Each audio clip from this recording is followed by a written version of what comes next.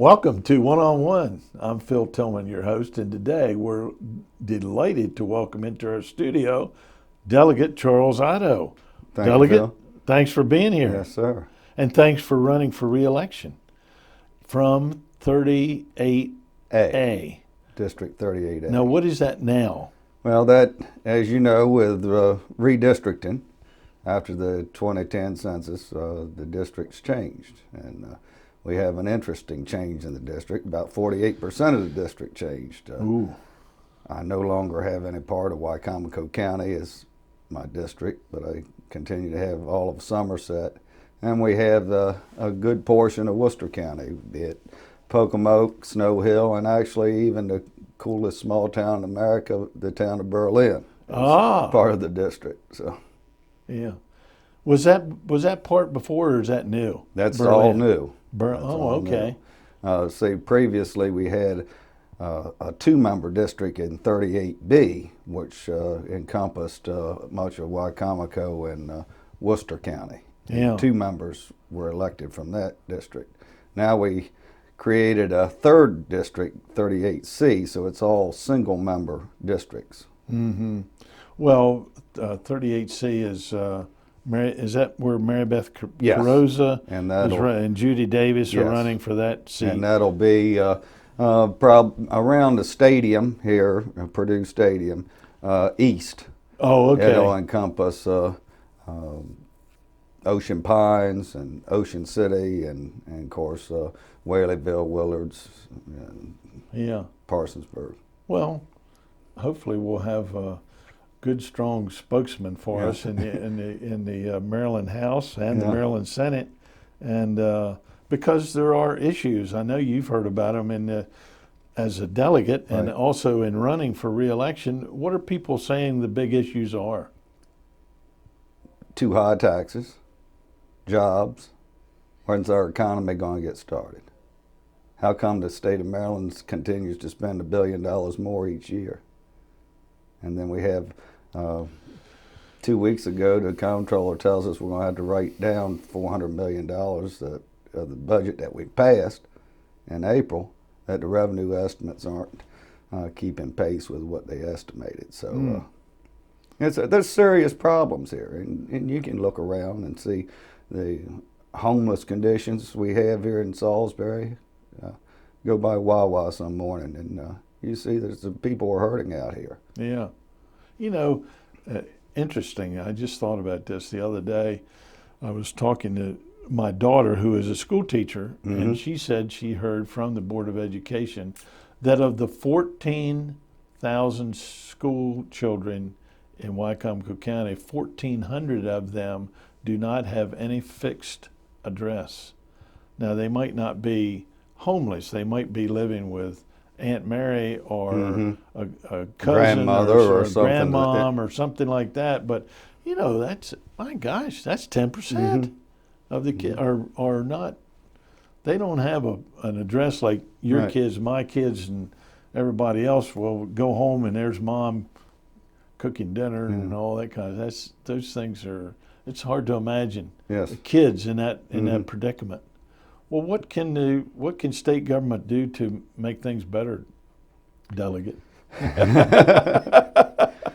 Well, we got to get a consensus with 141 or at least 71 to pass legislation. But I think most of it is to get out of people's way. We have a good natural resources in this state, a good climate, a good work ethic of people. And certainly we've spent a lot on education that we should have a qualified workforce. So sometimes I wonder, but those things are still important. But most of the problems we've created ourselves with a regulatory climate that just stymies growth and the tax structure that people were leaving the state. Those people that will make those investments. We've seen it here in Wicomico County. I probably could name 5 or 6 well-heeled people that have moved to Shelbyville, Delaware, sold their homes if they found a buyer in Wicomico because of the just the nature of living in Maryland. Yeah, and there was a time that if you had your choice between Selbyville, Delaware, and somewhere over here, you'd stay here. Right. Yeah. Absolutely. But financially, it's better Yeah. for them to go into Delaware Yeah. or some other And place. in fact, we made some improvements on it this year, but Maryland was ranked one of the worst states to die in. You mean Because of the the inheritance tax and other tax my structures golly. and all. So at least there was some move forward in this last session to reconnect the inheritance tax with the federal exemptions. So that's being gradually phased in, I believe, over 4 or 5 years. So that will be an step forward, but certainly that is a terrible ranking when I think our Delmarva Peninsula would be a fine place to retire to, and that was something that we could court. We have medical facilities, I would say world class, and which is important to retirees. And we have a decent road system and transportation that I would think it would be valuable to court that type of thing. Yeah. And they wouldn't burden us with students in the school system. Well, Not to say that children are burdens, but that is a cost to the local governments. your district has certainly has borders parts of the bay and tributaries. What should the state be doing to help clean up the Chesapeake Bay? Should the state be trying to clean up the Chesapeake Bay? Well, certainly the state should be trying to clean up the bay. And sometimes I don't think the bay is as dirty as they think it is, but there should be some priorities placed on, 70% of the fresh water that enters the bay comes through the Susquehanna River, down through the Conowingo Dam. And that's also where the majority of the pollutants, sometimes they consider nitrogen and phosphorus pollutants. I think they're building blocks of life. Coming from the farm, and you utilize them and manage them. But certainly things need to be done there. And with the recertification of the Conowingo Dam, they're seeking a license for 41 years, I believe it is, for Exelon. And I believe in the dam and its hydroelectric ability, and that's a renewable fuel or power source. But we need to concentrate on those settlements that are behind there and come to some conclusions. You saw after the hurricane a few years ago of the flushing effect that did that, and there was a plume all the way past the Chesapeake Bay Bridge down the bay. Yeah. And it buried the seafood in the upper bay. Yeah. Killed the oysters. Yeah. Well, what do you think should be done with the 40-year application for Conowingo Dam? Well, I think it's been extended for a year, and certainly that's a good point. And the Army Corps of Engineers is supposedly doing a study as to what can be done. Yeah. And certainly it's not going to be a cheap thing. And I don't think the Exelon has to be burdened with the full responsibility, but something has to be done to address it. Yeah. If that's the concentration, which it is, of all that Susquehanna River right there, then there must be some technology that's available that somebody can think of to help filter that stuff. Whatever's bad, filter it out. Yeah. And, it's disturbing to me that the so-called scientific panel of the Bay program and all that continue to just hammer on the farmers and the watermen as all the ills of the Bay. Especially what will impact us, the current phosphorus management tool proposal.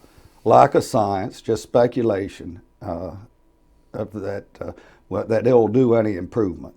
They don't know what the economic impact will be to us. And certainly we're managing phosphorus now. We've reduced the content of phosphorus in the chicken manure that's coming out of the houses by 35 to 40% just by going to that enzyme phytase a few years ago. That was mandated in the 98 Water Quality Act. Well, weren't you all able to get a bill through that says you have to gauge the economic impact of these regulations? We had bills in place to do that, and they didn't pass. But there was a budget amendment in the Senate that would require, before the study would have to be done before the release of the phosphorus management tool. And that's what's currently transpiring now. Matter of fact, this is Wednesday the 22nd. Tomorrow the 23rd, Dr. Delegate is going to make public this study in Talbot County at 3 o'clock in the afternoon, which October the 23rd at 3 o'clock in the afternoon is such a fine, favorable time for farmers to attend a meeting. Well,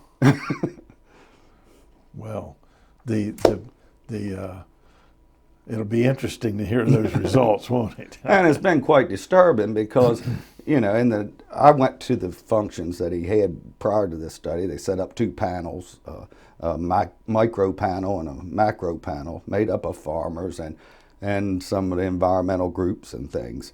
And that was, they had a teleconference over the phone a couple times, and then they had a couple meetings pertaining to it and gathered information.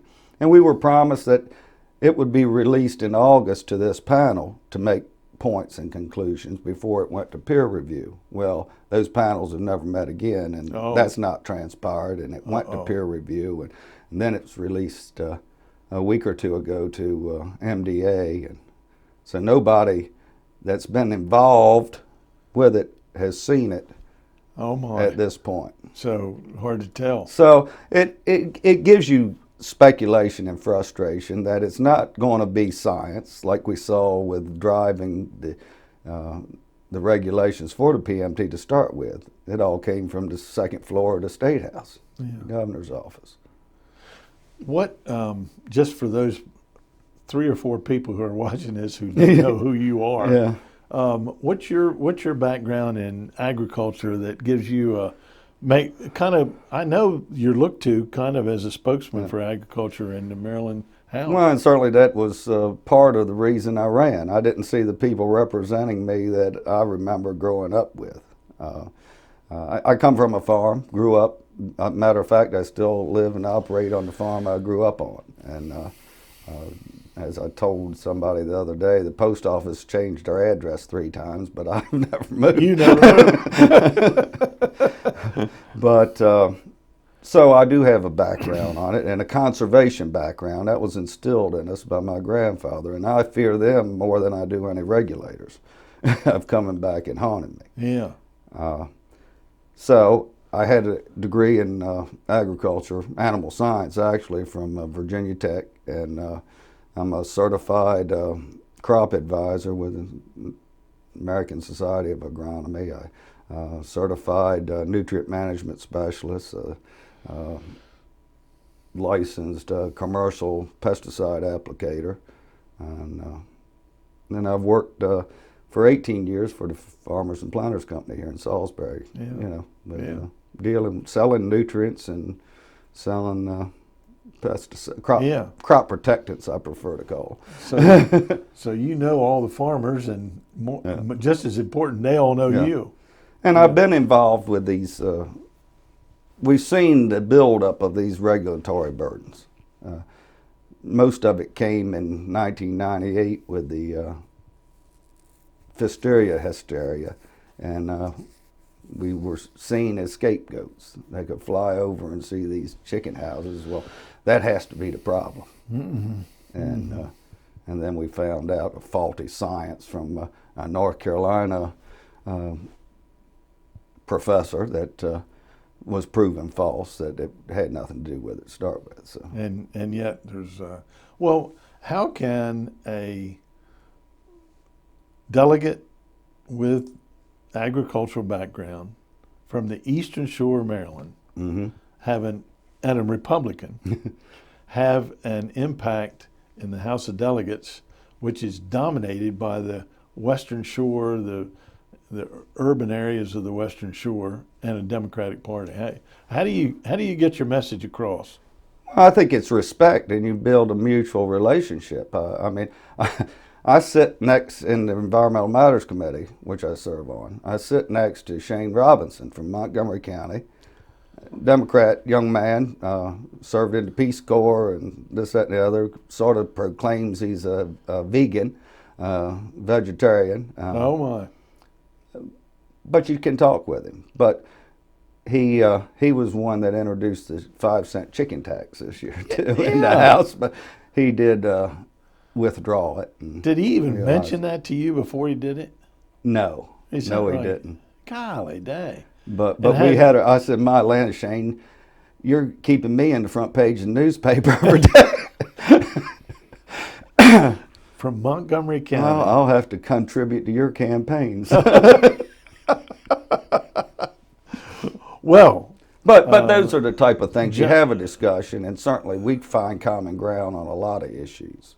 Yeah. On a lot of issues, and hopefully they'll provide some respect for it. I've had others. We went on a tour of the committee. We toured the Conowingo Dam one day. Yeah. And we've also been to an urban farm, which is just like a parking lot that they put up a couple greenhouses and took up some pavement, and you had a community working with it and trying to do things organically. So, matter of fact, did you bring them down here? No, this was in Prince George's County, and, and I thought it was I was skeptical of the production that was taking place there, but I did sort of defend it to one of the other delegates, because this was like in September, and school was back in session, so I'm sure they lost some of their help that would have maintained it. And they said, well, why don't they clean this up a little better? So I tried to explain that to them, because they weren't, because of trying to stay organic, they didn't have some of the tools available that could keep things looking neat and clean. And then when the labor force disappeared, well, we've got a local guy, Matt Holloway, who's president of the county council, has hydroponic. Mm-hmm. Is that what they had over there? Was it some sort of? Well, they had some different elements of it, but it was mostly like greenhouse type. Well, it was raised beds and things like that. They were growing different things. They were growing in soil. But it was I would say it was a good experience for those children in that neighborhood to have ownership and to see how things grow. And realize that it doesn't grow in the grocery store. Exactly. And maybe some of the blood, sweat, and tears that goes into putting food on the table. Yeah. Well, you do know about that. Yeah. What are jobs, the economy, taxes? Are they the three major? Yes. Any other issues you hear about when you're talking to people down here on the Lower Shore? Oh, well, we'll see some additional bills of regulatory threats, I'm sure. I mean, I'm concerned. We have a project in Somerset County about wind power, and that only reason it's economical is because of the 20% renewable energy requirements we're placing on power companies by 2022. And there's a move now in the state to make it 40%. And we're currently at 6 to 8%. So it's going to add cost to the ratepayers of this state. And more than likely, the renewable sources will come from somewhere else, some other state, be it Canada or out west. It doesn't have to come from here. That's just we're on the grid. We're on the grid. So that'll be a threat to people. Well, there's some push to have solar energy. Well, and that concerns me, because you put those solar panels in the field, you can't grow anything under them. No. Because that's actually all a corn plant is a solar panel. It's just putting the energy in another way. Yeah. Right.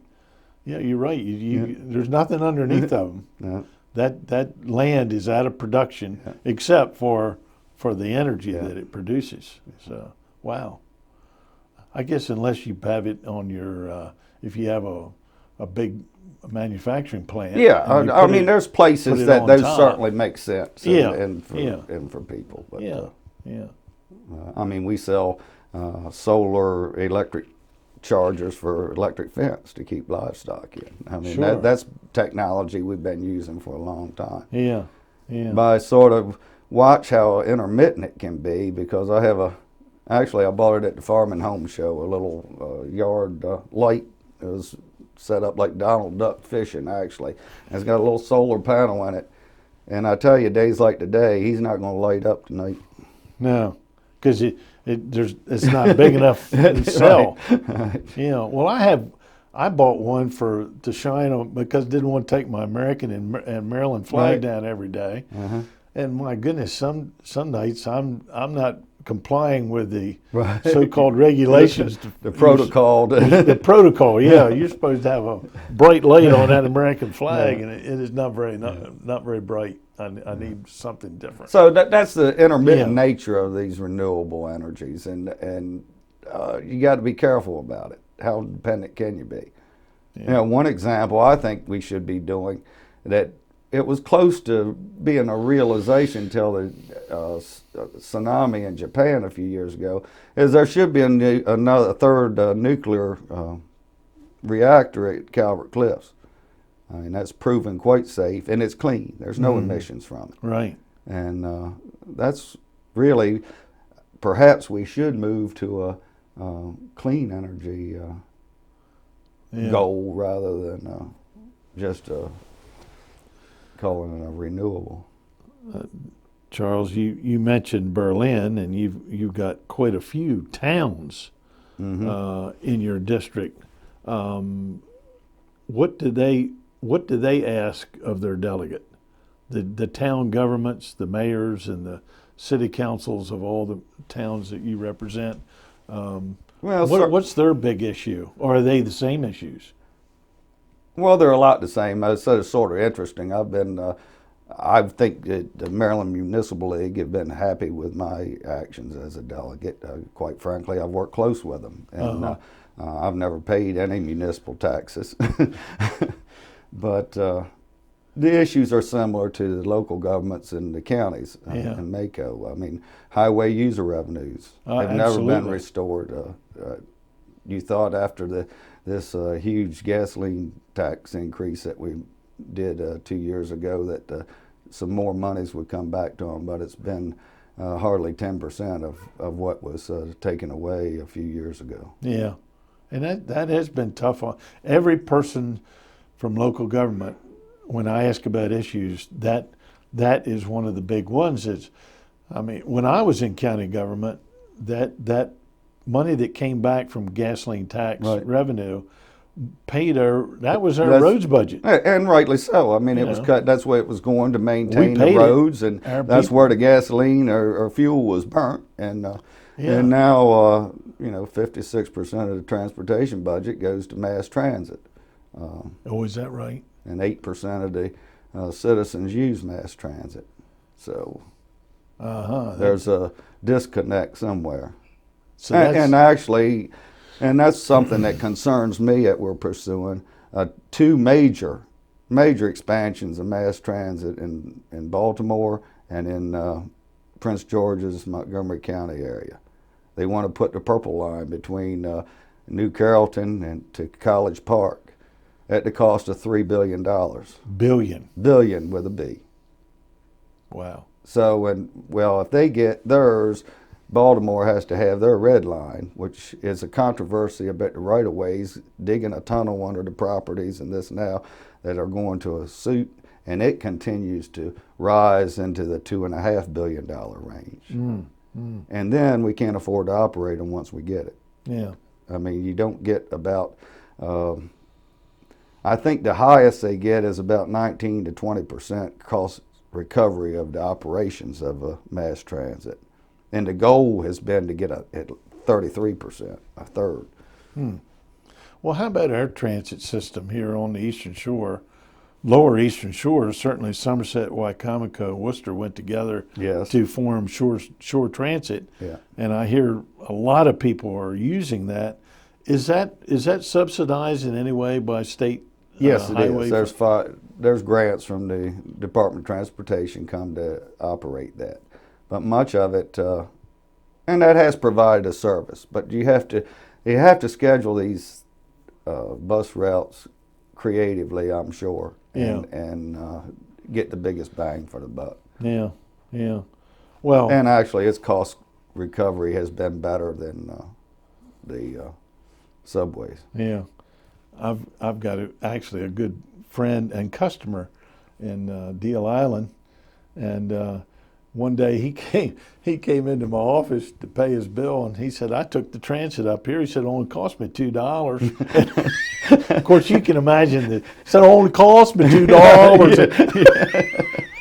That was cheaper than riding my pickup up here. But anyway, I thought, my gosh, there's somebody using that transit, and which I used to be on that advisory board when it was just for Wycomico, and it didn't make sense because our transit buses would stop at the county line, and then have to coordinate the effort with Worcester County and all that, and it made a lot of sense to go to the regional well, and route. that's part of the Tri-County Council effort. That's one of the big reasons the three counties went together to form that. Right. And well, state government is part of the Tri-County Council. Yeah. Well, certainly we have regional problems that should have solutions that we can. Well, and hopefully solutions that we can figure out for ourselves, Right. and not have somebody tell us how to do it. So, Absolutely. we've got some pretty smart people around here, I think. Well, we got a couple minutes left, and I want you to pretend that camera is a front door, and you go to the front door and knock and introduce yourself and ask for the vote. So just look right at that camera and tell them who you are.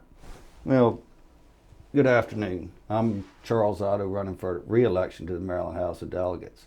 I've served the last 4 years on the Environmental Matters Committee, tackling the issues that are important to us on the lower shore. I ask for your vote November the 4th so that we can continue that work. We have a lot of challenges. We've had a lot of promises made that have seemed to be empty promises. We still face high unemployment here in this part of the state. We see a declining state revenues, and all we've done is increase the taxes and add burdens to our local families that are working hard for a living. I ask for your help, and we can continue to fight for our way of life. Delegate, thank you for your service, and thanks for running for re-election. And we wish you the best. Appreciate it. And I've got to tell you this, that every time I hear you talk, I think of my late colleague Edgar Morris, who served on the Wycomico County. Well, thank you. He mixed a little bit of humor with a whole lot of common sense, and I think that's probably the attribute that you bring to office. So thank you. Well, very I try. much. We have to laugh. Yeah, that's or we won't be able to stand. Or we cry all the time. Well, thank you for being with us. And good luck to you. All right. And thank you for being with us also on this special segment of One-on-One right here on Pack 14.